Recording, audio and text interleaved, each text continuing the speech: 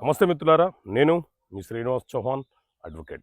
మిత్రులారా, ఎవరైనా ఆస్తి పత్రాలను డిపాజిట్ చేసుకొని మన వద్ద ఉంచుకొని అప్పిస్తే అప్పు తీసుకున్న వ్యక్తి తిరిగి చెల్లించకపోతే ఆస్తి పత్రాలను మన దగ్గర మార్టిగేజ్ చేసి అప్పు తీసుకున్నాడని చెప్పి రావాల్సినటువంటి బకాయిలను వడ్డీతో సహా వసూలు చేసుకునే వెసులుబాటు ఉంటుందా? సో మిత్రులారా, Madras high court Jeevatharinam versus Marimuthu CRP number 1757 of 2012 అనే కేసులో చాలా స్పష్టంగా ఆదేశాలు ఇచ్చింది.